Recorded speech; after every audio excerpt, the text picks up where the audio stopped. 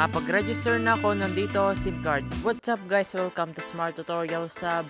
And for today's tutorial, ituturong kayo kung paano mag-register nandito SIM card this 2026. I-address natin yung ilang problem pag-register. Pero bago tayo magsimula ay huwag kalimutang pindutin ang like, share, and subscribe. Una po of course, ipumunta sa App Store or sa Google Play Store. And then i-search ang Dito app. And install po natin ito. Then after mo pong install ay open na po natin ito. Then dito po ay pindutin natin yung register your Dito SIM card.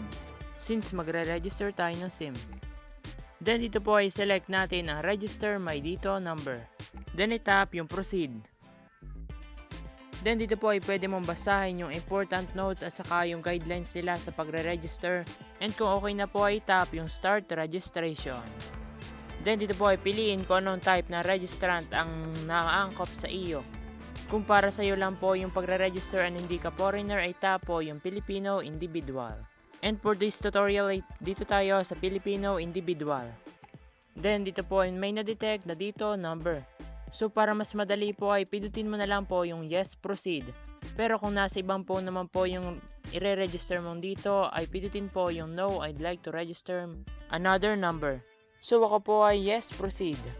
And yan, di na po kailangan ng OTP at verified na po ito. Then itap yung proceed. Next ay select po ng type of ID ang i-upload mo. So meron pong passport, national ID, SSS ID, driver's license, NBI clearance, UMID at iba pa.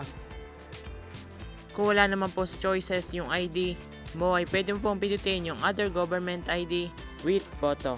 So for this tutorial ang gagamitin po natin ay Philippine National ID. Then itap ito. Next ay tap po natin yung upload your Philippine National ID. Pwede ka pong mag-attach ng file sa gallery or yung screenshot po ng ID mo sa eGov app. Pwede rin naman po yung take a photo kung nasa iyo yung iyong physical ID. Pag i-upload mo po ito ay siguraduhin ito ay naka-landscape para madali po itong ma-identify. So pag naka-portrait sa eGov ay i-rotate mo na lamang po. Pag tinanggap na po at check na, i-tap yung proceed. Now, next po ay tap yung take a selfie. I-align mo po yung iyong mukha doon sa box. And make sure po nakita yung buong mong mukha. Dahil kapag hindi po ay nalabas ay poor quality of photo. Pag malinaw na po at kita yung buong mukha sa frame, ay tap po yung camera icon. And dyan, tinanggap na po ito. And now, pindutin yung proceed. Next ay tap po ulit yung proceed. Next, dito po sa profile, ilalagay ang iyong personal information. Pero yung iba po ay automatic na nakalagay dahil sa iyong ID. So, ang kailangan mo pong ilagay ang iyong first name, middle name, last name, gender. Sa gender po ay piliin kung ikaw ay male, female, or non-binary. Next, pag pinindot mo po yung birthday, ay iselect po din ang iyong birthday. Then, ilalagay po ang iyong address. Ilagay po ang iyong floor, unit number, building name, region, province, city, and barangay. And kapag pinindot mo po yung region, ay seselect dito yung iyong region, province, and city, and kasama na rin yung barangay. And ang kahuli po ilalagay ang iyong postal code. And kapag sure ka na po sa mga information at double check mo na ito ay pindutin yung proceed.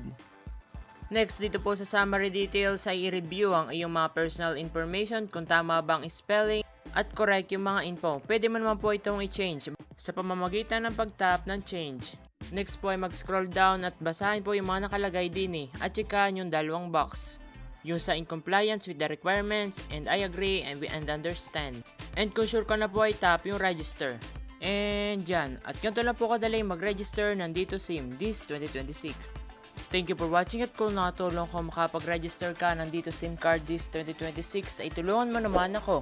Pindutin mo ang like, share, and subscribe at panoorin ang next tutorial. Thank you!